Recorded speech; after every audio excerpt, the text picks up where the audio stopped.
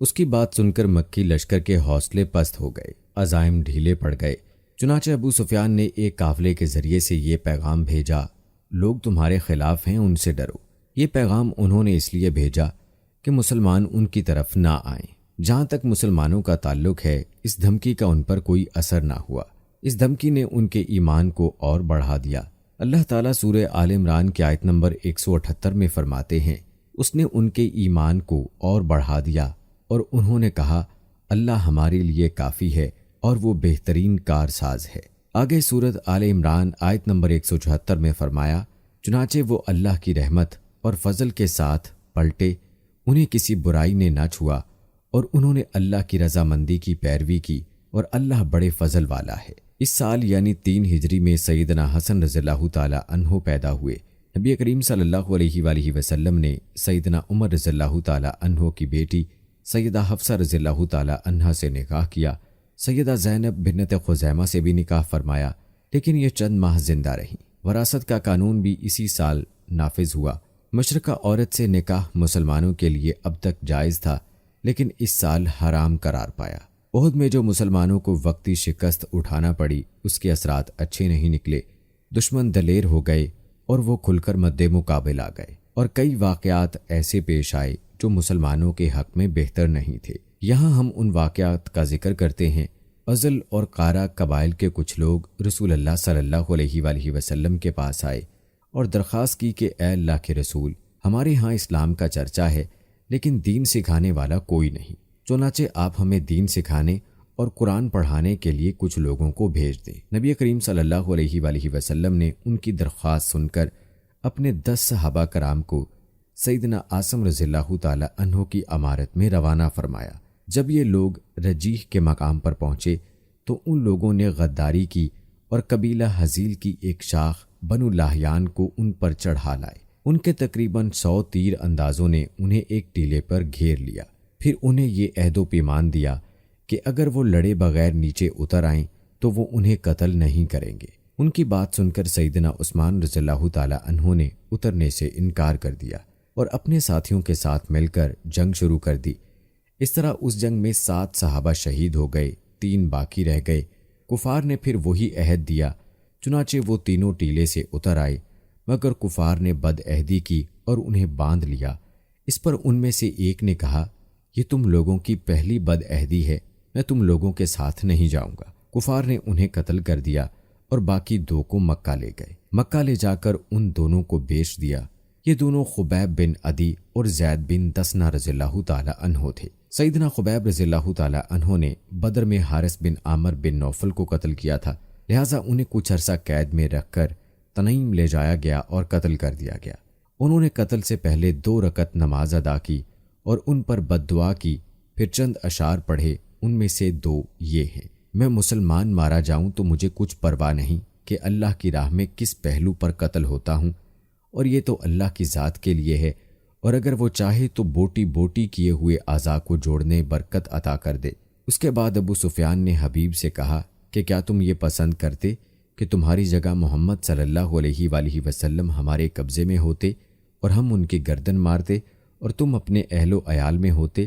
جواب میں انہوں نے فرمایا کہ اللہ کی قسم، مجھے تو یہ بھی گوارا نہیں کہ میں اپنے اہل و عیال میں ہوتا اور اس کے بدلے محمد صلی اللہ علیہ وآلہ وسلم جہاں آپ ہوں وہاں کوئی کانٹا چبھ جاتا اور وہ آپ کو تکلیف دیتا، یعنی میں تو اپنی جان کے بدلے میں انہیں ایک کانٹا چبھنے تک کی تکلیف دینا بھی گوارا نہیں کرتا۔ اور پھر اچانک حارث بن عامر کے بیٹے نے انہیں باپ کے بدلے میں قتل کر دیا۔ اب رہ گئے زید بن دسنہ۔ انہوں نے غزوہ بدر میں امیہ بن محدث کو قتل کیا تھا، چنانچہ انہیں اس کے بیٹے صفوان بن امیہ نے خرید کر قتل کر دیا۔ بعض کتب میں یوں ہے کہ یہ گفتگو ابو سفیان اور خبیب رضی اللہ تعالی عنہ کے درمیان نہیں ہوئی تھی، بلکہ زید بن دسنہ سے ہوئی تھی۔ سیدنا عاصم کی شہادت کے بعد قریش نے ان کا سر کاٹ کر لانے کے لیے اپنے کچھ لوگوں کو بھیجا۔ جب یہ لوگ ان کی لاش کے پاس پہنچے تو اللہ نے ان کی حفاظت کے لیے بھیڑوں کا ایک جھنڈ بھیجا۔ ان بھیڑوں نے کفار کو ان کے نزدیک بھی نہیں پھٹکنے دیا۔ دراصل سیدنا عاصم رضی اللہ تعالی عنہ نے شہادت سے پہلے یہ دعا کی تھی کہ اے اللہ، یہ کفار میری لاش کو نہ چھونے پائیں، سو اللہ نے ان کی دعا قبول فرمائی اور ان کی حفاظت کے لیے بھیڑوں کے جھنڈ کو بھیجا۔ سیدنا عمر رضی اللہ تعالیٰ عنہ کو اس واقعے کی خبر ہوئی تو وہ فرمایا کرتے تھے کہ اللہ مومن بندے کی حفاظت اس کی وفات کے بعد بھی کرتا ہے جیسے اس کی زندگی میں کرتا ہے۔ انہی دنوں اس قسم کا واقعہ بئر معونہ پر پیش آیا۔ یہ واقعہ رجی والے واقعے سے کہیں زیادہ المناک تھا۔ ابو برا عامر بن مالک مدینہ منورہ اور خدمت نبی صلی اللہ علیہ وآلہ وسلم میں حاضر ہوا۔ یہ ملاب الاسنا کے لقب سے مشہور تھا۔ اس کا مطلب ہے نیزوں سے کھیلنے والا۔ آپ صلی اللہ علیہ وآلہ وسلم نے اسے اسلام کی دعوت دی، لیکن اس نے اسلام قبول نہ کیا، لیکن دوری بھی اختیار نہ کی اور یہ امید ظاہر کی کہ اگر اہل نجد کے پاس آدمی بھیج دیے جائیں تو وہ اسلام قبول کر لیں گے۔ اس نے یہ بھی کہا کہ آپ صلی اللہ علیہ وآلہ وسلم جن لوگوں کو بھیجیں گے وہ میری پناہ میں ہوں گے۔ چنانچہ رسول اللہ صلی اللہ علیہ وآلہ وسلم نے 70 صحابہ کی جماعت اس کے ساتھ روانہ کر دی۔ یہ 70 کے 70 قرآن کے حافظ اور قاری تھے۔ انہوں نے بئر معونہ پر پڑاؤ ڈالا۔ سیدنا حرام بن ملحان رسول اللہ صلی اللہ علیہ وآلہ وسلم کا خط لے کر قبیلے کے سردار اللہ کے دشمن عامر بن طفیل کے پاس گئے۔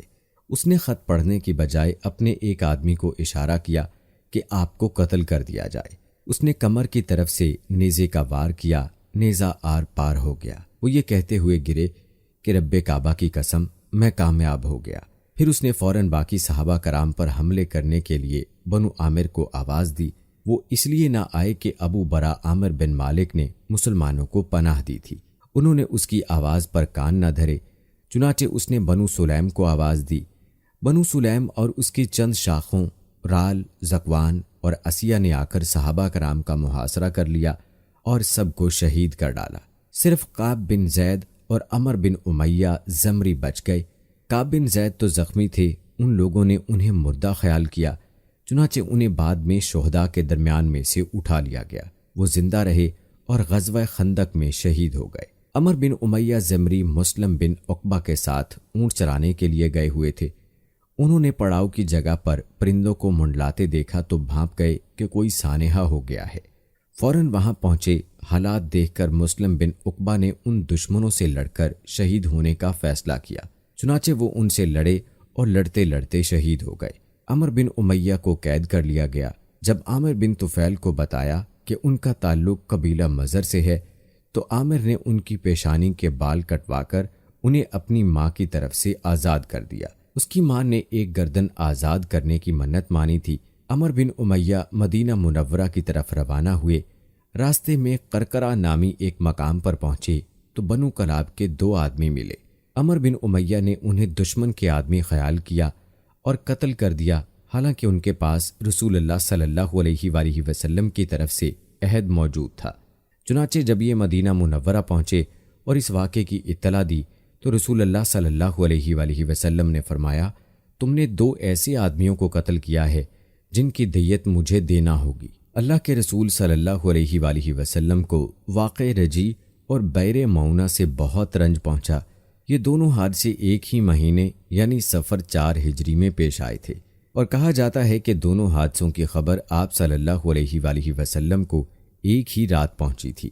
آپ صلی اللہ علیہ وآلہ وسلم نے ان قاتلوں پر 30 دن تک نماز فجر میں بد دعا فرمائی، یہاں تک کہ اللہ تعالیٰ نے ان شہداء کی طرف سے یہ پیغام نازل کیا، ہماری قوم کو ہماری طرف سے یہ بات پہنچا دیں کہ ہم اپنے رب سے ملے تو وہ ہم سے راضی ہے اور ہم اس سے راضی ہیں۔ اس کے بعد آپ صلی اللہ علیہ وآلہ وسلم نے غم ترک کر دیا۔ عمر بن امیہ زمری نے جب واپس آ کر بنو کلاب کے 2 آدمیوں کے قتل کی اطلاع دی تو رسول اللہ صلی اللہ علیہ وآلہ وسلم چند صحابہ کرام کے ساتھ بنو نذیر کے پاس تشریف لے گئے تاکہ معاہدے کے مطابق دونوں مقتولین کی دیت میں مدد کریں۔ انہوں نے آپ صلی اللہ علیہ وآلہ وسلم سے کہا، ابو القاسم، ہم ایسا ہی کریں گے، آپ تشریف رکھیے، ہم آپ کی ضرورت پوری کیے دیتے ہیں۔ ان لوگوں نے آپ صلی اللہ علیہ وآلہ وسلم کو ایک دیوار کے نیچے بٹھایا۔ آپ صلی اللہ علیہ وآلہ وسلم دیوار سے ٹیک لگا کر بیٹھ گئے۔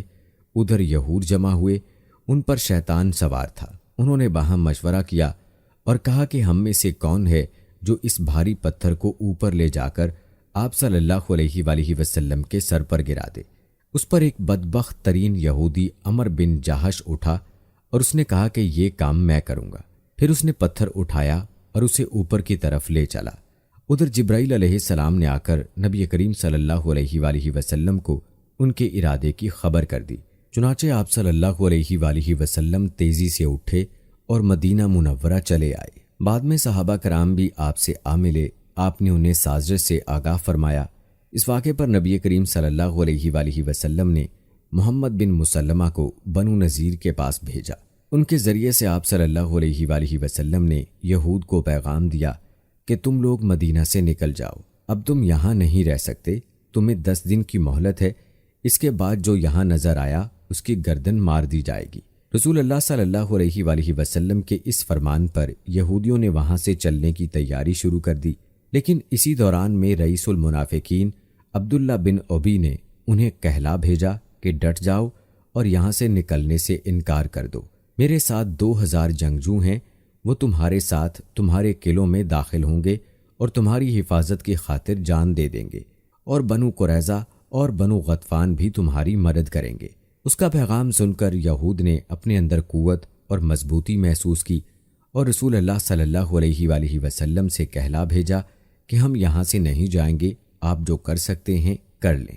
یہ سن کر رسول اللہ صلی اللہ علیہ وآلہ وسلم نے کہا اللہ اکبر۔ صحابہ کرام رضوان اللہ مجمعین نے بھی مل کر کہا اللہ اکبر۔ نبی کریم صلی اللہ علیہ وآلہ وسلم نے مدینہ کا انتظام سیدنا ابن ام مکتوم کو سونپا اور جھنڈا سیدنا علی رضی اللہ تعالی عنہ کے حوالے کر کے بنو نذیر کے علاقے کا رخ کیا۔ وہاں پہنچ کر ان کا محاصرہ کر لیا۔ انہوں نے بھی اپنے قلعوں اور گڑھوں میں پناہ لے لی اور اسلامی لشکر پر تیر اور پتھر برسانے لگے۔ نبی کریم صلی اللہ علیہ وآلہ وسلم نے دیکھا کہ کھجور کے درخت اور باغات ان کے لیے ڈھال بنے ہوئے ہیں، چنانچہ آپ صلی اللہ علیہ وآلہ وسلم نے انہیں کاٹ ڈالنے اور جلانے کا حکم دیا۔ اس عمل سے یہودیوں کے حوصلے پست ہو گئے اور اللہ تعالیٰ نے ان کے دلوں پر مسلمانوں کا رعب طاری کر دیا۔ چنانچہ 6 روز بعد یا ایک دوسری روایت کے مطابق 15 روز بعد انہوں نے اس شرط پر ہتھیار ڈال دیے کہ وہ مدینہ منورہ سے جلا وطن ہو جائیں گے۔ اس موقع پر بنو قریظہ بھی ان سے الگ تھلگ رہے۔ منافقین کے سردار اور ان کے حریفوں نے بھی وعدہ خلافی کی اور ان کی مدد کو نہ آئے۔ رسول اللہ صلی اللہ علیہ وآلہ وسلم نے انہیں اجازت دی کہ وہ ہتھیاروں کے سوا جو ساز و سامان چاہیں لے جا سکتے ہیں۔ چنانچہ ان سے جو کچھ ہو سکا لے گئے، یہاں تک کہ دروازے، کھڑکیاں، کھونٹیاں اور چھتوں کی کڑیاں تک لے گئے۔ اللہ تعالیٰ سورہ حشر کی آیت نمبر 2 میں اس بارے میں فرماتے ہیں، وہ اپنے ہاتھوں اور اہل ایمان کے ہاتھوں اپنے گھر برباد کر رہے تھے، بس اے اہل بصیرت عبرت پکڑو۔ اس جلا وطنی کے بعد ان کی اکثریت اور بڑے لوگوں نے خیبر میں قیام کیا۔ ان کا ایک چھوٹا سا گروہ ملک شام میں جا بسا۔ رسول اللہ صلی اللہ علیہ وآلہ وسلم نے ان کی زمین مہاجرین اولین میں تقسیم کروا دی۔ صرف 2 انصاری صحابہ ابو دجانہ اور سہل بن حنیف کو ان کی تنگ دستی کے سبب اس میں سے عطا فرمایا۔ اس کے علاوہ آپ صلی اللہ علیہ وآلہ وسلم اسی میں سے اپنی ازواج مطہرات کے سال بھر کا خرچ نکالتے تھے۔ اس کے بعد جو کچھ بچتا اسے جہاد کی تیاری اور ہتھیاروں اور گھوڑوں کی خریداری میں صرف فرما دیتے تھے۔ آپ صلی اللہ علیہ وآلہ وسلم نے ان کے پاس سے 300 تلواریں بھی پائیں۔ ابو سفیان نے احد میں اعلان کیا تھا کہ اگلے سال جنگ ہوگی، چنانچہ شعبان 4 ہجری کی آمد پر رسول اللہ صلی اللہ علیہ وآلہ وسلم اس کے اعلان کے مطابق بدر کا رخ کیا اور وہاں ٹھہر کر ابو سفیان کا انتظار کرتے رہے۔ آپ صلی اللہ علیہ وآلہ وسلم کے ساتھ 1500 کا لشکر اور 10 گھوڑے تھے۔ جھنڈا سیدنا علی رضی اللہ تعالی عنہ کے ہاتھ میں تھا۔ آپ صلی اللہ علیہ وآلہ وسلم نے مدینہ کا انتظام امام عبداللہ بن رواحہ کے ہاتھوں میں سونپا تھا۔ دوسری طرف ابو سفیان بھی 2000 کا لشکر لے کر روانہ ہوا، جس میں 50 سوار تھے۔ مرہ الزہران پہنچ کر موسنا نام کے چشمے پر پڑاؤ ڈالا، لیکن شروع ہی سے ان پر رعب طاری تھا۔ واپسی کے بہانے سوچنے لگا۔ بالآخر یہاں پہنچ کر اس نے اپنے ساتھیوں سے کہا، جنگ اس وقت مناسب ہوتی ہے جب شادابی ہو اور ہریالی ہو، تاکہ جانور چر سکیں اور تم بھی دودھ پی سکو۔ اس وقت خشک سالی ہے، لہٰذا میں تو واپس جا رہا ہوں، تم بھی واپس چلے جاؤ۔ اس پر پورا لشکر بغیر کسی مخالفت کے واپس چلا گیا۔ مسلمانوں کو جب ان کے واپس ہونے کی خبر ملی تو انہوں نے اپنا سامان تجارت فروخت کیا، خوب نفع کمایا اور اس شان سے واپس لوٹے کہ ہر دشمن پر ان کی دھاک بیٹھ چکی تھی اور ہر طرف امن و امان قائم ہو چکا تھا۔ چنانچہ 1 سال سے زیادہ عرصہ گزر گیا اور دشمنوں کو کچھ کرنے کی جرأت نہ ہوئی۔ اسی وجہ سے رسول اللہ صلی اللہ علیہ وآلہ وسلم کو آخری حدود تک امن پھیلانے کا موقع ملا۔ چنانچہ ربیع الاول 5 ہجری کو ڈاکوؤں کی سرکوبی کے لیے دومۃ الجندل تشریف لے گئے اور یوں ہر طرف امن و امان قائم ہو گیا۔ بنو نذیر مدینہ منورہ سے نکلنے کو تو نکل گئے، مگر خیبر پہنچ کر انہوں نے اپنی سازشوں کا جال سارے عرب میں پھیلا دیا۔ ان کے رئیسوں نے مکے جا کر قریش کو آمادہ کیا، قبیلہ غطفان کو خیبر کی آدھی پیداوار کا لالچ دے کر اپنے ساتھ ملا لیا۔ بنی اسد ان کے حریف تھے، وہ بھی اٹھ کھڑے ہوئے۔ سب ملا کر 10,000 کا لشکر مدینہ منورہ کی طرف روانہ ہوا۔ جب نبی کریم صلی اللہ علیہ وآلہ وسلم کو ان کی چڑھائی کی خبر ملی تو آپ صلی اللہ علیہ وآلہ وسلم نے صحابہ کرام سے مشورہ کیا۔ سیدنا سلمان فارسی رضی اللہ تعالی عنہ نے مشورہ دیا کہ شہر کے 3 اطراف میں دشوار گزار پہاڑ، مکانات اور کھجوروں کے گھنے باغات ہیں جو پناہ کا کام دیتے ہیں۔ صرف شمالی سمت کھلی ہے، اگر وہاں خندق کھود دی جائے تو شہر پر حملہ روکا جا سکتا ہے۔ آپ صلی اللہ علیہ وآلہ وسلم نے یہ رائے پسند کی، لہٰذا آپ نے اسی طرف ہرا شرقیہ اور غربیہ کے درمیان سب سے تنگ مقام منتخب کیا جو کم و بیش 1 میل ہے۔ وہاں خندق کھود کر دونوں ہروں کو ملا دیا۔ آپ صلی اللہ علیہ وآلہ وسلم نے ہر 10 آدمیوں کو 40 ہاتھ خندق کھودنے کا حکم دیا اور خود بھی خندق کھودنے اور مٹی ڈھونے میں شریک ہو گئے۔ لوگوں نے خندق کھودنے میں بڑی مشقتیں برداشت کیں، بالخصوص سردی اور بھوک کی شدت۔ لوگوں نے رسول اللہ صلی اللہ علیہ وآلہ وسلم سے بھوک کی شکایت کی اور اپنے پیٹوں پر ایک ایک پتھر بندھے دکھائے تو آپ صلی اللہ علیہ وآلہ وسلم نے انہیں اپنے پیٹ پر 2 پتھر دکھلا دیے۔ خندق کی کھدائی کے دوران بعض نشانیاں بھی دیکھنے میں آئیں۔ سیدنا جابر رضی اللہ تعالی عنہ نے رسول اللہ صلی اللہ علیہ وآلہ وسلم کی بھوک کی سختی دیکھی تو صبر نہ کر سکے، اپنی بکری کا ایک بچہ ذبح کیا اور ان کی بیوی نے جو پیسے اور پھر خفیہ طریقے سے رسول اللہ صلی اللہ علیہ وآلہ وسلم کو چند صحابہ سمیت دعوت دی، مگر رسول اللہ صلی اللہ علیہ وآلہ وسلم سارے اہل خندق کے ساتھ، جن کی تعداد 1000 تھی، چل پڑے اور سب نے شکم سیر ہو کر کھایا۔ پھر بھی ہانڈی بھری ہوئی ابلتی رہی اور آٹے سے روٹی پکتی رہی۔ اس طرح سیدنا برا کے ساتھیوں کا ایک سخت چٹان سے سامنا ہوا۔ نبی کریم صلی اللہ علیہ وآلہ وسلم نے اتر کر بسم اللہ کہا اور کدال سے ایک ضرب لگائی تو ایک ٹکڑا کٹ گیا اور اس سے ایک روشنی نکلی۔ آپ صلی اللہ علیہ وآلہ وسلم نے فرمایا، اللہ اکبر، مجھے شام کی کنجیاں دی گئیں اور اس وقت میں اس کے سرخ محل دیکھ رہا ہوں۔ اس کے بعد آپ صلی اللہ علیہ وآلہ وسلم نے دوسری ضرب لگائی اور فتح فارس کی خوشخبری سنائی، پھر تیسری ضرب لگائی اور فتح یمن کی خوشخبری سنائی اور پوری چٹان کٹ گئی۔ ادھر قریش اور ان کے پیروکار 4000 کا لشکر لے کر آئے، ان کے ساتھ 300 گھوڑے اور 1000 اونٹ تھے۔ ان کا سالار ابو سفیان تھا اور جھنڈا عثمان بن طلحہ نے اٹھا رکھا تھا۔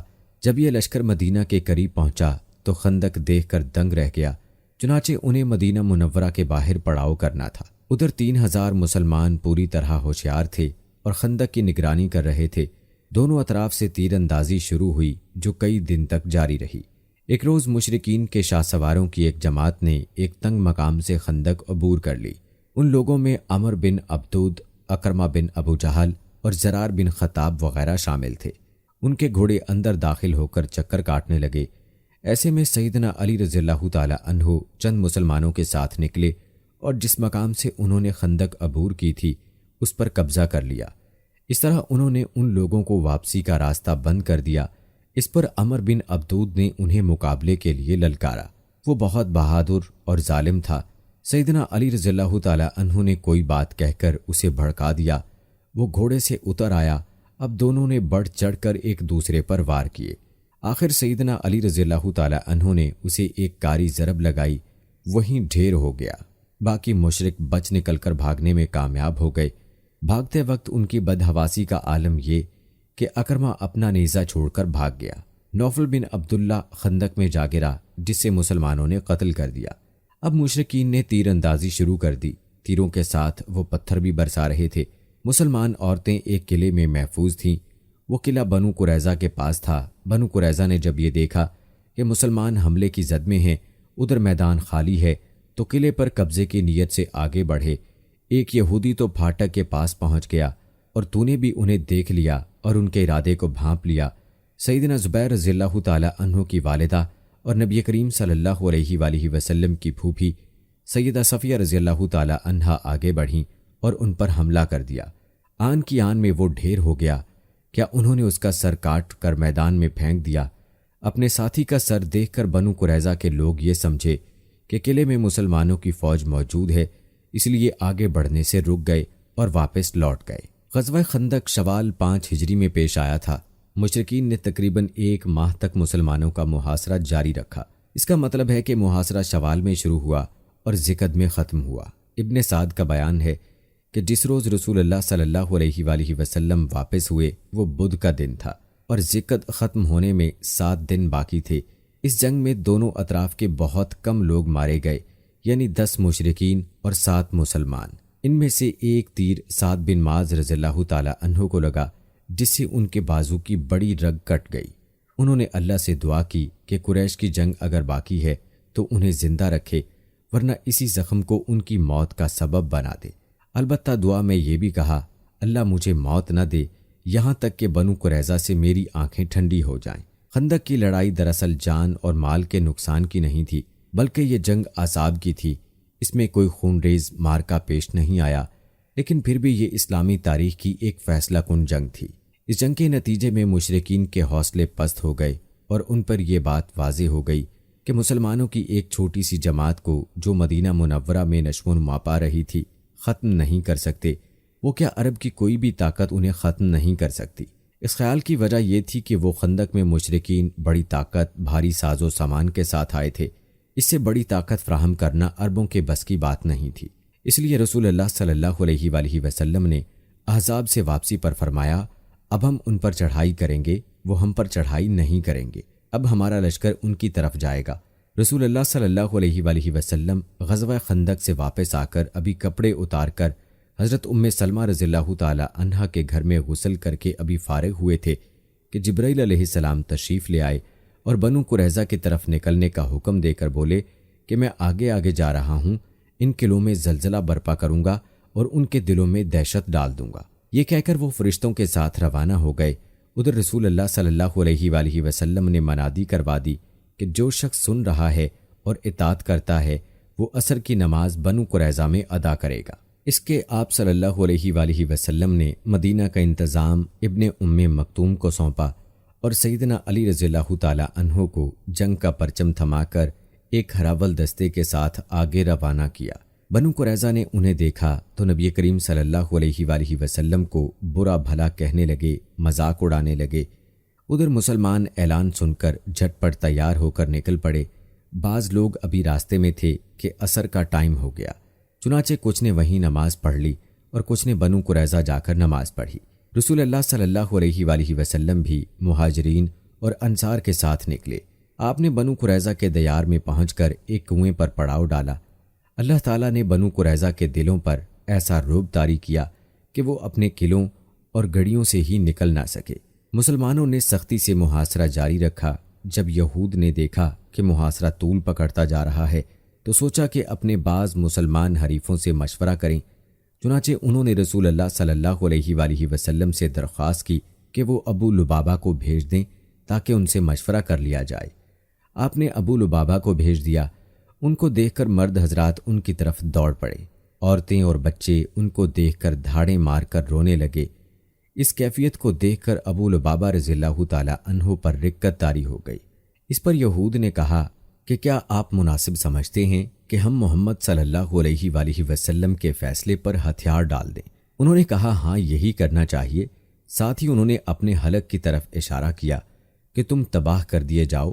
تاہم انہیں فوراً احساس ہوا کہ یہ اشارہ کر کے انہوں نے اللہ اور اس کے رسول صلی اللہ علیہ وآلہ وسلم سے خیانت کی ہے۔ چنانچہ وہاں سے واپس لوٹے تو سیدھے مسجد نبوی میں پہنچے تھے۔ خود کو ایک ستون کے ساتھ باندھ لیا اور قسم کھائی کہ اب مجھے رسول اللہ صلی اللہ علیہ وآلہ وسلم اپنے ہاتھ مبارک سے کھولیں گے۔ رسول اللہ صلی اللہ علیہ وآلہ وسلم کو اس کی اطلاع ہوئی تو انہوں نے فرمایا کہ اگر میرے پاس آ گئے ہوتے تو میں ان کے لیے مغفرت کی دعا کرتا، اگر وہ یہ کام کر بیٹھے ہیں تو ہم بھی انہیں چھوڑے رکھتے جب تک اللہ ہی ان کے بارے میں فیصلہ فرما دے۔ ادھر محاصرے نے مزید طول پکڑا تو بنو قریظہ کے حوصلے مزید پست ہو گئے، چنانچہ 25 روز کے بعد انہوں نے اپنے آپ کو رسول اللہ صلی اللہ علیہ وآلہ وسلم کے حوالے کر دیا اور کہا کہ آپ ہمارے بارے میں جو فیصلہ چاہیں کریں، ہمیں منظور ہے۔ چنانچہ مردوں کو باندھ لیا اور عورتوں اور بچوں کو علیحدہ کر لیا۔ کس پر قبیلہ اس کے لوگوں نے عرض کیا، یہ ہمارے خلیفہ ہیں، ان پر رحم کیا جائے جس طرح بنو قینقاع پر احسان فرمایا تھا۔ آپ صلی اللہ علیہ وآلہ وسلم نے فرمایا، کیا آپ لوگ اس پر راضی ہیں کہ آپ کے بارے میں آپ میں سے ہی کوئی آدمی فیصلہ کرے؟ انہوں نے کہا، کیوں نہیں، ہمیں یہ منظور ہے۔ آپ صلی اللہ علیہ وآلہ وسلم نے حضرت سعد کو بلا بھیجا۔ انہیں غزوہ خندق میں زخم لگا تھا، اس وجہ سے وہ مدینہ منورہ میں تھے۔ انہیں گدھے پر سوار کر کے لایا گیا۔ جب یہ رسول اللہ صلی اللہ علیہ وآلہ وسلم کے پاس پہنچے تو آپ نے فرمایا کہ اپنے سردار کی طرف اٹھو۔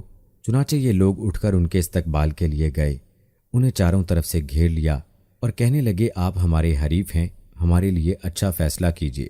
سیدنا سعد خاموش تھے، انہوں نے ان کی بات کا کوئی جواب نہ دیا۔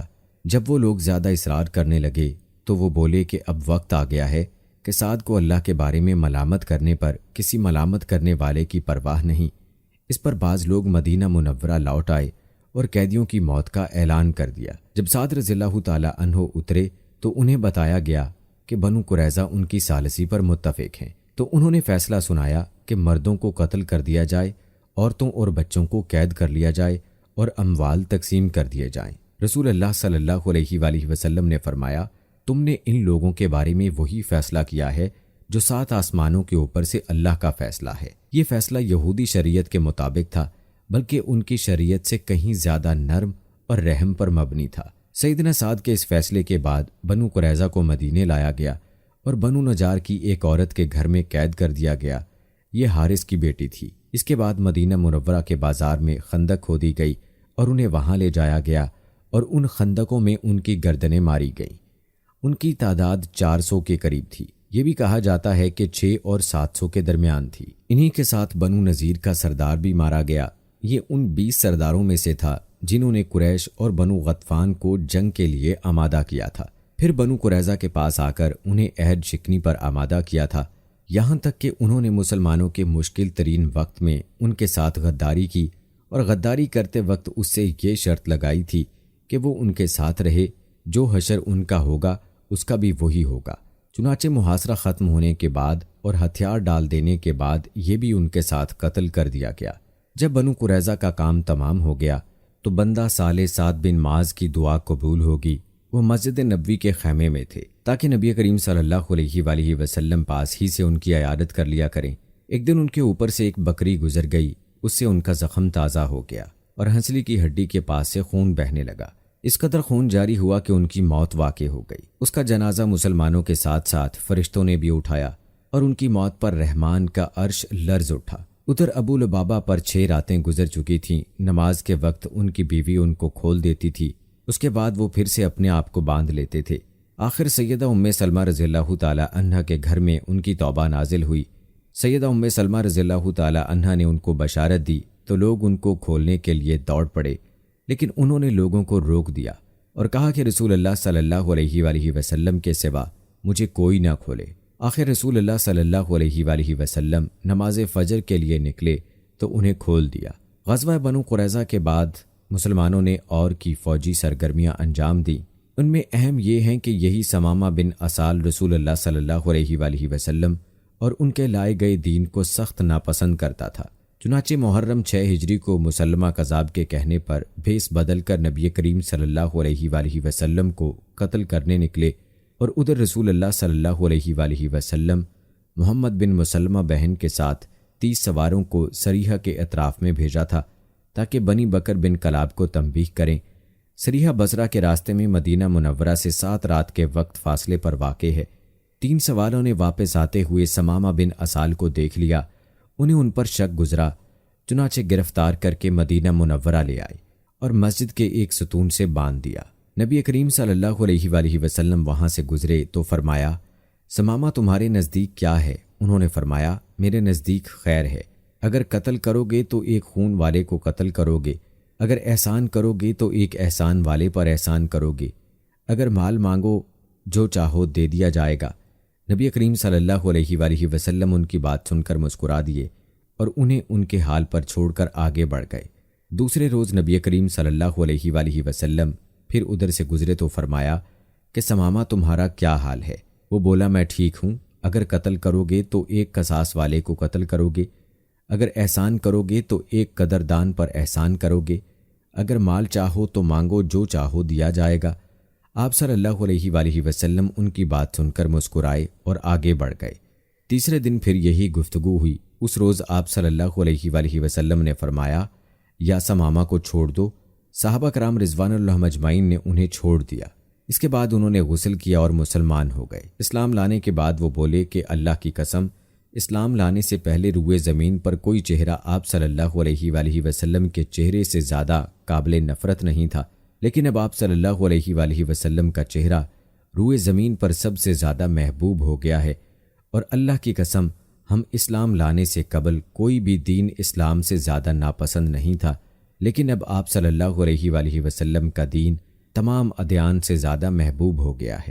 واپسی پر سیدنا ثمامہ رضی اللہ تعالی عنہ عمرہ کے لیے مکہ گئے تو قریش نے انہیں اسلام لانے پر ملامت کی۔ اس پر وہ بولے کہ اللہ کی قسم تمہارے پاس یمامہ سے گندم کا ایک دانہ بھی نہیں آئے گا جب تک رسول اللہ صلی اللہ علیہ وآلہ وسلم اس کی اجازت نہ دے دیں۔ چنانچہ واپسی پر انہوں نے اہل مکہ کے لیے گندم کی فروخت کی ممانعت کر دی، جس سے وہ مشکل میں پڑ گئے، یہاں تک کہ انہوں نے رسول اللہ صلی اللہ علیہ وآلہ وسلم کو خط لکھا جس میں انہوں نے اپنی قرابت کا واسطہ دیا اور درخواست کی کہ آپ ثمامہ کو لکھ دیں کہ وہ گندم فروخت کرنے کی اجازت دے دیں۔ آپ صلی اللہ علیہ وآلہ وسلم نے ثمامہ رضی اللہ تعالی عنہ کو لکھ دیا۔ بنو لحیان جنہوں نے رجی کے مقام پر دھوکے سے 8 صحابہ کرام کو شہید کیا تھا اور 2 کو اہل مکہ کے ہاتھوں فروخت کر دیا تھا جہاں وہ بے دردی سے شہید کر دیے گئے تھے، یہ لوگ حجاز کے بہت اندر اصفہان کے حدود میں آباد تھے، اس لیے رسول اللہ صلی اللہ علیہ وآلہ وسلم نے ان سے انتقام لینے کے لیے قدر تاخیر سے کام لیا۔ جب کفار کے مختلف گروہوں میں پھوٹ پڑ گئی اور آپ دشمنوں سے کسی قدر مطمئن ہو گئے تو آپ مدینہ منورہ کا انتظام ابن ام مکتوم رضی اللہ تعالی عنہ کو سونپ کر 200 صحابہ اور 20 گھوڑوں کے ساتھ ربیع الاول 6 ہجری کو بنو لحیان کا رخ کیا اور یلغار کرتے ہوئے بطن غران تک پہنچ گئے۔ آپ صلی اللہ علیہ وآلہ وسلم نے شہید کیے گئے صحابہ کرام کے لیے دعائے مغفرت کی، 2 روز تک یہی قیام فرمایا۔ ادھر بنو لحیان کو آپ صلی اللہ علیہ وآلہ وسلم کی آمد کی خبر ہو گئی، وہ پہاڑوں کی طرف بھاگ گئے، ان کا ایک بھی آدمی ہاتھ نہ آ سکا۔ پھر آپ نے اصفان کا قصد کیا اور 10 صحابہ کا دستہ بنا کر روانہ کیا تاکہ قریش ان کی آمد کا سبب سن کر مرعوب ہو جائیں۔ اس کے بعد آپ صلی اللہ علیہ وآلہ وسلم 14 دن وہاں گزار کر واپس مدینہ منورہ تشریف لے آئے۔ جمادی الاول 6 ہجری میں رسول اللہ صلی اللہ علیہ وآلہ وسلم نے حضرت زید بن حارثہ رضی اللہ تعالی عنہ کو 170 سواروں کے ساتھ روانہ فرمایا۔ اس قافلے کو روانہ کرنے کا مقصد یہ تھا کہ وہ شام سے آنے والے ایک قریشی قافلے کو پکڑیں۔ اس قافلے کا سردار رسول اللہ صلی اللہ علیہ وآلہ وسلم کی صاحبزادی سیدہ زینب رضی اللہ تعالی عنہا کے شوہر عاص بن ربیعہ تھے۔ اس مہم میں قریش کے ایک قافلے کا مال ہاتھ آیا، لیکن ابو العاص بھاگ نکلنے میں کامیاب ہو گئے اور سیدھے مدینہ منورہ جا پہنچے، جہاں انہوں نے سیدہ زینب کی پناہ لی اور ان سے کہا کہ رسول اللہ صلی اللہ علیہ وآلہ وسلم سے کہیں آپ قافلے کا سامان واپس کر دیں۔ سیدہ زینب رضی اللہ تعالی عنہا نے سفارش کی تو رسول اللہ صلی اللہ علیہ وآلہ وسلم نے چھوٹی بڑی ہر چیز واپس کر دی۔ اب سارا سامان لے کر مکہ پہنچے اور امانتیں ان کے مالکوں کے حوالے کیں، پھر مسلمان ہو کر مدینہ منورہ آ گئے۔ نبی کریم صلی اللہ علیہ وآلہ وسلم نے پہلے ہی نکاح کے سبب سیدہ زینب رضی اللہ تعالی عنہا کو انہیں واپس کر دیا۔ یہ واپسی 3 سال سے کچھ زیادہ عرصہ بعد ہوئی تھی۔ رسول اللہ صلی اللہ علیہ وآلہ وسلم کے پاس اس دوران کچھ ایسی خبریں آئیں کہ آپ صلی اللہ علیہ وآلہ وسلم بنو مستلق کے لیے تشریف لے گئے۔ یہ غزوہ 5 ہجری یا 6 ہجری میں ہوا۔ بنو مستلق بنو قزا کی ایک شاخ تھی۔ بنو قزا کے لوگ عام طور پر رسول اللہ صلی اللہ علیہ وآلہ وسلم کے خیر خواہ تھے، مگر یہ شاخ قریش کی طرفدار تھی۔ جب رسول اللہ صلی اللہ علیہ وآلہ وسلم کو معلوم ہوا کہ یہ لوگ آپ سے لڑنے کے لیے جنگ کی تیاری کر رہے ہیں، آپ نے اس خبر کی تحقیق کے لیے بریدہ بن حصیب رضی اللہ تعالی عنہ کو بھیجا۔ ان سے معلوم ہوا کہ خبر درست ہے، لہٰذا آپ نے مدینہ منورہ کا انتظام سیدنا زید بن حارثہ کو سونپا اور بنو مستلق کی طرف یلغار کرتے ہوئے نکلے تاکہ بالکل اچانک ان پر ٹوٹ پڑیں۔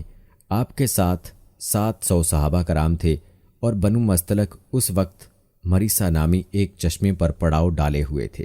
آپ نے اس حال میں ان پر چھاپا مارا کہ وہ غافل تھے، بعض کو قتل کیا، عورتوں اور بچوں کو گرفتار کیا اور مال مویشی پر قبضہ کر لیا۔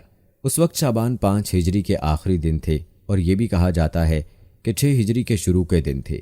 قیدیوں میں بنو مستلق کے رئیس حارث بن ابی زرار کی بیٹی جویریہ بھی تھی۔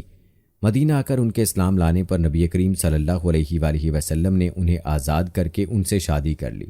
اس پر صحابہ کرام نے بنو مستلق کے 100 گھرانے آزاد کر دیے، یہ پہلے ہی مسلمان ہو چکے تھے۔ صحابہ کرام نے انہیں آزاد کرتے ہوئے کہا، یہ رسول اللہ صلی اللہ علیہ وآلہ وسلم کے سسرال کے لوگ ہیں۔ اس طرح ام المومنین سیدہ جویریہ رضی اللہ تعالی عنہا اپنی قوم کے لیے ایک عظیم برکت والی خاتون ثابت ہوئیں۔ اس غزوہ سے واپسی پر مسلمانوں کے پاس پینے اور وضو کے لیے پانی نہ بچا تو تیمم نازل ہوا۔ اسی سال پردے کا حکم نازل ہوا۔ مسلمان مردوں اور عورتوں کو نگاہ نیچی رکھنے کا حکم دیا گیا۔ پردے کے متعلق احکامات سورہ نور کی آیت نمبر 30 اور 31 میں تفصیل سے موجود ہیں۔ پردے کے اس حکم سے پاکیزہ خواتین بلکہ سب خواتین کی عزت و عصمت کو ہمیشہ کے لیے پناہ گاہ مل گئی اور معاشرے میں عورتوں کی عزت و وقار کو قابل قدر تحفظ مل گیا۔ کس طرح عورتوں کے احترام میں اس طرح اضافہ ہوا کہ جو کائنات کے کسی نظام نے عورتوں کو عطا نہیں کیا تھا۔ خواتین کو اگر اپنا مرتبہ، حیثیت اور مقام پتہ کرنا ہو تو انہیں تعلیم اسلام کے راستے میں یہ سب کچھ میسر ہوگا۔ چند سال پہلے تک اسلام کی راہ میں مشکلات کے پہاڑ حائل تھے، لیکن اب رسول اللہ صلی اللہ علیہ وآلہ وسلم کے اخلاق و تدبر سے اور مسلمانوں کے اخلاص، ایثار اور کوششوں سے وہ ایک ایک کر کے دور ہو گئے۔ اب اسلام کی ترقی کی راہ میں بس 2 ہی رکاوٹیں رہ گئی تھیں، ایک مکہ کے مشرک اور دوسرا خیبر کے یہودی۔ مکہ کے مشرکوں سے آپ یہ چاہتے تھے کہ وہ اسلام کی تبلیغ کو امن و امان سے آگے بڑھنے دیں اور جو لوگ خوشی سے اس حلقے میں آنا چاہیں انہیں یہ موقع دیا جائے۔ مکہ مکرمہ میں غریب اور کمزور عورتوں، بچوں اور بے بس مسلمان مردوں کو جو نظر بند کر رکھا ہے، مدینہ منورہ آنے دیا جائے۔ مسلمانوں کو مکہ آنے جانے اور خانہ کعبہ کے طواف اور حج کی آزادی مل جائے۔ دوسری طرف رسول اللہ صلی اللہ علیہ وآلہ وسلم خیبر کے یہود سے صرف یہ چاہتے تھے کہ وہ اسلام کی طاقت کو تسلیم کر لیں۔ یہ دونوں رکاوٹیں اس سال کے دوران صلح حدیبیہ اور یہود کے مکمل خاتمے سے دور ہو گئیں۔ مہاجرین کو مکہ چھوڑے قریباً 6 سال بیت گئے تھے۔ کچھ لوگ کعبہ کی زیارت کو بہت ترس رہے تھے اور کچھ اپنے رشتہ داروں سے ملنے کے لیے بے چین تھے۔ دونوں جذبے فطری تھے۔ ہجرت کے مقدس فریضے نے اس فطری جذبے کو دبا دیا تھا۔ ہجرت کے 6 سال مدینہ منورہ میں رسول اللہ صلی اللہ علیہ وآلہ وسلم کو خواب دکھلایا گیا کہ آپ اور آپ کے صحابہ امن کے ساتھ مسجد حرام میں داخل ہوئے۔ آپ صلی اللہ علیہ وآلہ وسلم نے خانہ کعبہ کی کنجی لی اور صحابہ کرام سمیت بیت اللہ کا طواف اور عمرہ کیا۔ پھر کچھ لوگوں نے سروں کو منڈوایا اور کچھ لوگوں نے قصر کروایا۔ آپ صلی اللہ علیہ وآلہ وسلم نے صحابہ کرام کو اس خواب کی اطلاع دی اور یہ بتلایا کہ آپ عمرہ ادا فرمائیں گے، لہٰذا صحابہ کرام بھی سفر کے لیے تیار ہو گئے۔ آپ صلی اللہ علیہ وآلہ وسلم نے مدینہ کے گرد و پیش کی آبادیوں میں بھی روانگی کا اعلان کروا دیا، لیکن انہوں نے چلنے میں دیر کر دی۔ رسول اللہ صلی اللہ علیہ وآلہ وسلم پیر کے روز یکم ذی-القعدہ 6 ہجری کو 1400 مہاجرین و انصار کے ساتھ مدینہ سے روانہ ہوئے اور اپنے ساتھ قربانی کے جانور بھی لیے تاکہ لوگ جان لیں کہ آپ جنگ کے لیے نہیں عمرے کے لیے جا رہے ہیں۔ ذی الحلیفہ پہنچ کر جانوروں کو کلابے پہنائے گئے، ان کی کوہانے چیر کر نشان بنایا اور عمرے کا احرام باندھا۔ نبی کریم صلی اللہ علیہ وآلہ وسلم نے سفر جاری رکھا۔ اسفان پہنچے تو آپ کو اطلاع دی گئی کہ قریش مسلمانوں کو بیت اللہ سے روکنے اور جنگ کرنے کا تہیہ کیے بیٹھے ہیں اور خالد بن ولید کو 200 سواروں کے ساتھ قرہ الامین بھیج دیا ہے تاکہ وہ مکہ آنے والا راستہ بند رکھیں۔ نیز اپنی مدد کے لیے حلیف قبائل کو بھی جمع کر لیا ہے۔ اس پر رسول اللہ صلی اللہ علیہ وآلہ وسلم نے صحابہ کرام سے مشورہ کیا کہ کیا کریں، یہ حلیف قبائل جو جمع ہوئے ہیں ان کے گھروں پر حلہ بول دیں یا سیدھے بیت اللہ جائیں اور جو روکیں اس سے لڑ پڑیں۔ سیدنا ابو بکر صدیق رضی اللہ تعالی عنہ نے کہا کہ ہم عمرہ کرنے آئے ہیں، لڑنے نہیں، لہٰذا جو ہمارے اور بیت اللہ کے درمیان رکاوٹ بنے گا ہم اس سے لڑیں گے۔ رسول اللہ صلی اللہ علیہ وآلہ وسلم نے اس رائے کو پسند فرمایا۔ ادھر خالد بن ولید رضی اللہ تعالی عنہ نے مسلمانوں کو ظہر کی نماز میں رکوع اور سجدہ کرتے دیکھا تو کہا کہ یہ لوگ غافل تھے، ہم نے حملہ کیا ہوتا تو انہیں مار دیا ہوتا۔ پھر انہوں نے طے کیا کہ عصر کی نماز کے دوران حملہ کریں گے، لیکن اللہ نے ظہر اور عصر کے دوران نماز جنگ کا حکم نازل فرمایا۔ اس حکم میں وضاحت کی گئی کہ مسلمان جنگ کے دوران کس طرح نماز ادا کریں۔ اس طرح خالد بن ولید کے ہاتھ سے یہ موقع بھی جاتا رہا۔ رسول اللہ صلی اللہ علیہ وآلہ وسلم نے اس راستے کو چھوڑ کر ایک دوسرا راستہ اختیار کیا اور مکے سے نیچے داہنے ہاتھ چل کر حدیبیہ کے پاس پہنچ گئے۔ وہاں پہنچے تو آپ کی اونٹنی بیٹھ گئی، لوگوں نے اسے اٹھانے کی کوشش کی تو بھی وہ نہ اٹھی۔ آپ لوگوں نے کہا کہ قصوہ اڑ گئی ہے۔ اس پر رسول اللہ صلی اللہ علیہ وآلہ وسلم نے فرمایا کہ قصوہ اڑی نہیں اور نہ یہ اس کی عادت ہے، بلکہ اسے اس ہستی نے روک رکھا ہے جس نے ہاتھی کو روک رکھا تھا۔ پھر آپ صلی اللہ علیہ وآلہ وسلم نے فرمایا، اللہ کی قسم، یہ لوگ مجھ سے کسی ایسے معاملے کی طلب نہیں کریں گے جس میں اللہ کی حرمتوں کی تعظیم کر رہے ہوں، مگر میں اسے ضرور تسلیم کروں گا۔ اس کے بعد آپ نے اونٹنی کو ڈانٹا تو وہ اچھل کھڑی ہوئی۔ پھر آپ نے آگے بڑھ کر حدیبیہ میں پڑاؤ ڈالا۔ اس کے بعد بدیل بن ورقہ قضا کی ایک جماعت کے ساتھ آیا۔ یہ لوگ رسول اللہ صلی اللہ علیہ وآلہ وسلم کے خیر خواہ تھے۔ اس نے بتایا کہ قریش آپ کو قتل کرنے اور آپ کو بیت اللہ سے روکنے کا قصد کیے بیٹھے ہیں۔ آپ نے اس سے فرمایا کہ ہم صرف عمرہ کرنے آئے ہیں، لڑائی کے لیے نہیں آئے، اور ہم صلح کرنے کے لیے تیار ہیں، لیکن اگر قریش نے لڑائی پر ہی اصرار کیا تو ہم اس وقت تک لڑیں گے جب تک میرا سر تن سے جدا نہیں ہو جاتا یا اللہ کا حکم نازل نہیں ہو جاتا۔ بدیل نے واپس پلٹ کر یہ بات قریش کو بتائی۔ انہوں نے مکرز بن حفص کو بھیجا، آپ نے اس سے بھی وہی بات کہی جو بدیل سے کہی تھی۔ اس کے بعد قریش نے حلیف قبائل کے سردار حلیس بن القمہ کو بھیجا۔ آپ نے اسے دیکھ کر فرمایا کہ یہ شخص ایسی قوم سے تعلق رکھتا ہے جو قربانی کے جانوروں کا بہت احترام کرتی ہے، لہٰذا جانوروں کو کھڑا کر دو۔ صحابہ کرام نے جانوروں کو کھڑا کر دیا اور خود بھی لبیک پکارتے ہوئے اس کا استقبال کیا۔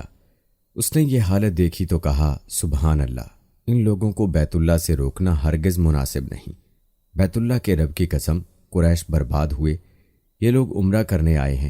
قریش نے یہ بات سنی تو کہا، بیٹھ جاؤ، تم عرابی ہو، تمہیں چال بازیوں کا کوئی علم نہیں۔ اس کے بعد قریش نے عروہ بن مسعود کو بھیجا۔ اس نے آ کر بات کی۔ آپ صلی اللہ علیہ وآلہ وسلم نے اس سے بھی یہی کہا۔ اس نے دربار نبوت کی کیفیت دیکھی تو دنگ رہ گیا۔ اس نے مکہ واپس جا کر کہا کہ میں نے کیسر و کسرا کے دربار دیکھے ہیں، لیکن جیسے جانثار محمد بن عبداللہ صلی اللہ علیہ وآلہ وسلم کو ملے ہیں ان کی کوئی مثال نہیں۔ ان کے نبی جب وضو کرتے ہیں تو یہ لوگ وضو کا پانی زمین پر نہیں گرنے دیتے۔ اب رسول اللہ صلی اللہ علیہ وآلہ وسلم نے طے کیا کہ قریش کے پاس ایک سفیر بھیجیں جو انہیں یقین دلائے کہ آپ عمرے کے لیے ہی آئے ہیں۔ چنانچہ آپ صلی اللہ علیہ وآلہ وسلم نے سیدنا عثمان غنی کو روانہ کیا اور انہیں یہ حکم دیا کہ وہ مکہ کے کمزور مردوں اور عورتوں کے پاس جا کر انہیں قریب کی فتح کے بارے میں خوشخبری سنا دی اور انہیں یہ بتلا دیں کہ اللہ تعالیٰ اپنے دین کو مکہ میں ظاہر اور غالب کرنے والا ہے، یہاں تک کہ کسی کو ایمان چھپانے کی ضرورت نہیں ہوگی۔ چنانچہ سیدنا عثمان رضی اللہ تعالیٰ عنہ مکے کی پناہ میں داخل ہوئے اور پیغام پہنچایا۔ قریش نے سیدنا عثمان کو پیشکش کی کہ بیت اللہ کا طواف کر لیں۔ اس پر سیدنا عثمان نے فرمایا، یہ کیسے ممکن ہے کہ رسول اللہ صلی اللہ علیہ وآلہ وسلم کو تو بیت اللہ کے طواف سے روک دیا اور عثمان طواف کرے۔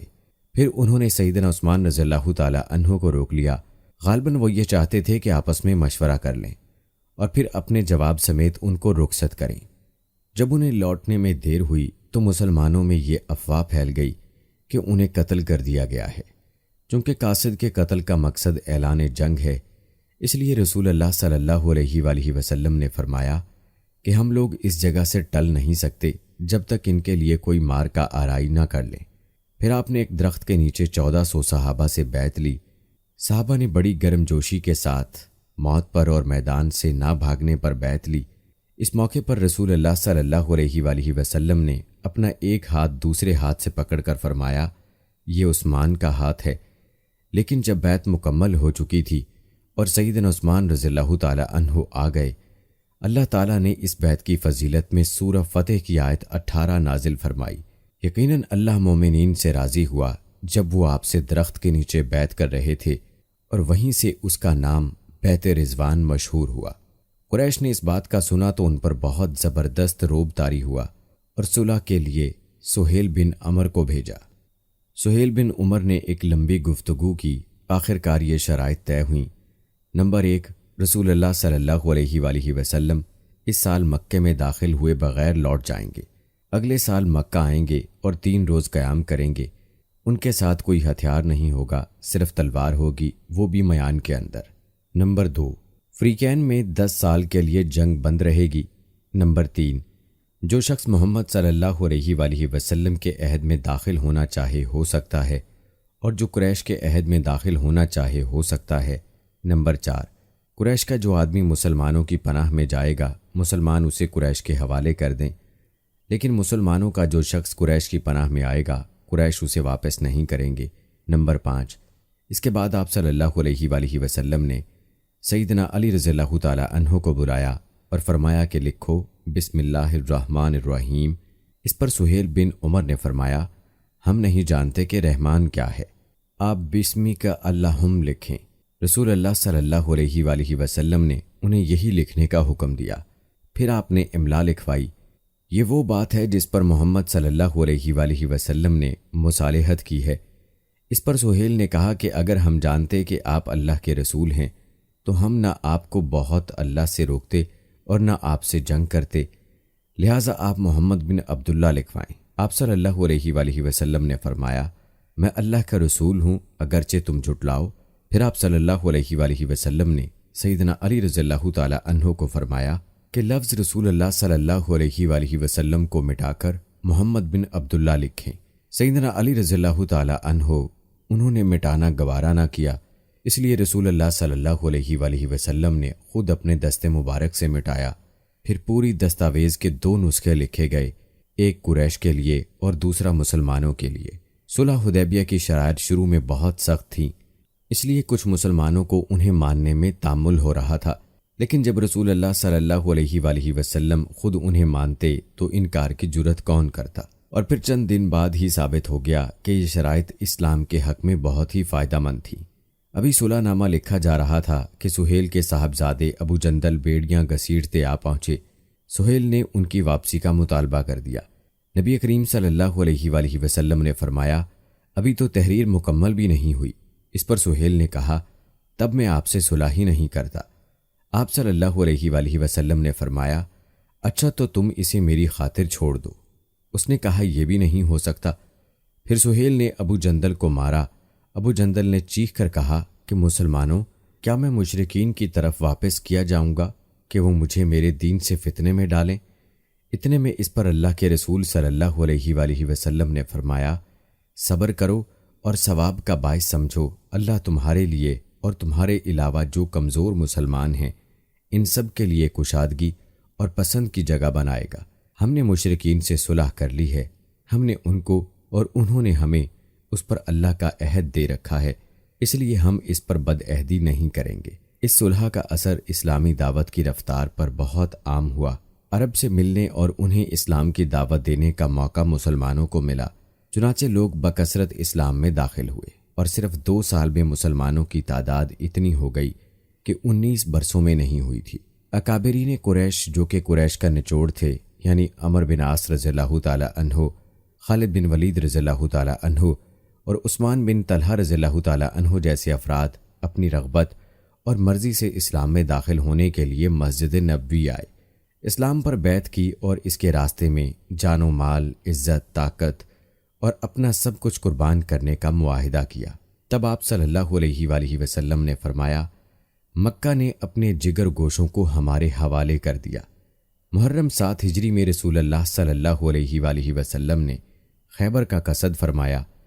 اس موقع پر ان لوگوں نے بھی اجازت مانگی جو حدیبیہ کے موقع پر پیچھے رہ گئے تھے۔ آپ صلی اللہ علیہ وآلہ وسلم نے فرمایا، میرے ساتھ وہی روانہ ہو جسے جہاد کی خواہش ہو، رہا مال غنیمت اس میں سے کچھ نہیں ملے گا۔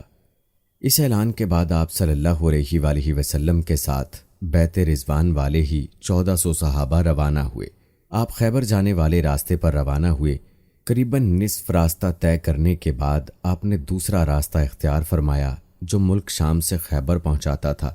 اس سے آپ کا مقصد یہ تھا کہ یہودیوں کا ملک شام کی طرف بھاگنے کا راستہ بند کر دیا جائے۔ اپنے سفر کی آخری رات خیبر کے پاس گزاری، مگر یہودی بے خبر رہے۔ پھر فجر کی نماز اندھیرے میں پڑھی اور سوار ہو کر خیبر کا رخ کیا۔ ادھر یہود بے خبر ہو کر اپنے پھاوڑے اور کلہاڑیاں لے کر کھیتی کے لیے نکلے۔ انہوں نے اچانک لشکر کو سامنے دیکھا تو چیختے ہوئے واپس بھاگے۔ اللہ کی قسم، محمد صلی اللہ علیہ وآلہ وسلم لشکر لے کر آ گئے۔ نبی کریم صلی اللہ علیہ وآلہ وسلم نے فرمایا، اللہ اکبر، خیبر تباہ ہوا۔ جب ہم کسی قوم کے میدان میں اتر جاتے ہیں تو ڈر آئے ہوئے لوگوں کی صبح تباہ ہو جاتی ہے۔ خیبر مدینہ منورہ سے 171 کلومیٹر شمال میں واقع ہے۔ اس وقت اس کی آبادی 3 حصوں میں بٹی ہوئی تھی، ایک نطات، دوسرے قتیبہ اور تیسرے شق۔ نطات میں 3 قلعے تھے، حسن نام، حسن صعب بن معاذ اور حسن قلعہ زبیر۔ شق میں 2 قلعے تھے، حسن ابی اور حسن نزار، اور قتیبہ میں 3 قلعے تھے، حسن کموس، حسن وتی، حسن سلالم۔ ان کے علاوہ خیبر میں مزید قلعے اور گڑیاں بھی تھیں، مگر وہ چھوٹی تھیں اور طاقت اور حفاظت میں ان کے ہم پلہ نہیں تھیں۔ رسول اللہ صلی اللہ علیہ وآلہ وسلم نے نطات کے قلعوں کے مشرق میں تیر اندازوں کی پہنچ بچپن سے دور پڑاؤ ڈالا اور نام محاصرے سے جنگ کا آغاز کیا۔ یہ بہت بلند، مضبوط اور مشکل چڑھائی والا قلعہ تھا اور یہود کی پہلی دفاعی لائن کی حیثیت رکھتا تھا۔ اسی میں ان کا شہزور بہادر مرہب بھی تھا۔ یہ 1000 مردوں کے برابر مانا جاتا تھا۔ چند روز تک فریقین کے درمیان تیر اندازی ہوئی۔ نبی کریم صلی اللہ علیہ وآلہ وسلم نے فتح کی بشارت دیتے ہوئے فرمایا کہ کل میں جھنڈا ایسے شخص کو دوں گا جو اللہ اور اس کے رسول صلی اللہ علیہ وآلہ وسلم سے محبت رکھتا اور جس سے اللہ اور اس کے رسول صلی اللہ علیہ وآلہ وسلم محبت رکھتے ہیں۔ آپ صلی اللہ علیہ وآلہ وسلم کی بات سن کر تمام انصار اور مہاجرین نے اس آرزو میں رات گزاری کہ جھنڈا اسے دیا جائے۔ صبح ہوئی تو آپ نے فرمایا کہ علی کہاں ہے؟ صحابہ کرام نے فرمایا ان کی آنکھ آئی ہوئی ہے۔ آپ صلی اللہ علیہ وآلہ وسلم نے انہیں بلا بھیجا۔ وہ آئے تو آپ صلی اللہ علیہ وآلہ وسلم نے ان کی آنکھ پر لعاب دہن لگایا اور دعا فرمائی۔ وہ اسی وقت شفایاب ہو گئے، گویا انہیں کوئی تکلیف تھی ہی نہیں۔ آپ صلی اللہ علیہ وآلہ وسلم نے انہیں جھنڈا دیا اور فرمایا کہ جنگ سے پہلے انہیں اسلام کی دعوت دو۔ ادھر یہود نے اپنی عورتیں اور بچے مجھے شق کے قلعے میں بھیج دیے تھے اور اس صبح طے کیا تھا کہ کھلے میدان میں جنگ کریں گے۔ چنانچہ جب سیدنا علی رضی اللہ تعالی عنہ ان کے پاس پہنچے تو انہیں جنگ کے لیے تیار پایا۔ آپ نے انہیں اسلام کی دعوت دی تو انہوں نے صاف انکار کر دیا۔ مرہب نے فخر اور غرور سے تلوار لہرائی اور آپ نے مقابلے میں کسی کو بھی آنے کے لیے للکارا۔ اس کے بعد اس نے یہ شعر پڑھا، خیبر جانتا ہے میں مرہب ہوں، ہتھیار کوشش بہادر اور کجرے پیکار، جب جنگ و جدل شعلہ زن ہوں۔ اس کے مقابلے میں سیدنا عمر رضی اللہ تعالی عنہ نمودار ہوئے اور یہ شعر پڑھا، خیبر جانتا ہے کہ میں عامر ہوں، ہتھیار پوش، شہزور اور جنگجو۔ پھر دونوں نے ایک دوسرے پر وار کیا۔ مرہب کی تلوار سیدنا عامر کی ڈھال میں پھنس گئی۔ انہوں نے چاہا کہ اپنی تلوار اس کی پنڈلی پر ماری، لیکن ان کی تلوار چھوٹی تھی، اس کی پنڈلی پر لگنے کی بجائے پلٹ کر ان کے گھٹنے پر آ لگی۔ بعد میں انہوں نے اسی چوٹ سے انتقال کیا۔ نبی کریم صلی اللہ علیہ وآلہ وسلم نے سیدنا عمر رضی اللہ تعالی عنہ کے لیے فرمایا کہ ان کے لیے دگنا اجر ہے۔ ان جیسا کوئی بہادر نہیں تھا، کم ہی روئے زمین پر ان جیسا کوئی عرب تھا۔ سیدنا عمر رضی اللہ تعالی عنہ کے زخمی ہو جانے کے بعد سیدنا علی رضی اللہ تعالی عنہ مرہب کے مقابلے پر آئے۔ آپ یہ شعر پڑھ رہے تھے کہ میری ماں نے میرا نام حیدر یعنی شیر رکھا ہے، جنگل کے شیر کی طرح خوفناک۔ اس کے بعد مرہب کے سر پر تلوار سے ایسا وار کیا کہ وہیں ڈھیر ہو گیا۔ اس کے بعد مرہب کے بھائی یاسر نے نکل کر مقابلے کی دعوت دی۔ اس کے مقابلے میں سیدنا زبیر بن عوام نکلے۔ اور اسے اس کے بھائی کے پاس پہنچا دیا۔ پھر گھمسان کی لڑائی چھڑ گئی، بہت سے یہودی مارے گئے، جس سے ان کے حوصلے پست ہو گئے اور وہ مورچے چھوڑ کر بھاگ گئے۔ مسلمانوں نے ان کا پیچھا اور بزور قلعے میں داخل ہو گئے۔ یہود اس قلعے سے نکل کر اس کے ساتھ والے قلعے میں داخل حسن صوب میں داخل ہو گئے۔ ادھر مسلمانوں کو حسن نام میں بہت سا غلہ، کھجوریں اور اسلحہ ملا۔ اس کے بعد مسلمانوں نے سیدنا خباب بن منظر کی قیادت میں حسن صوب کا محاصرہ کر لیا۔ یہ محاصرہ 3 دن تک جاری رہا۔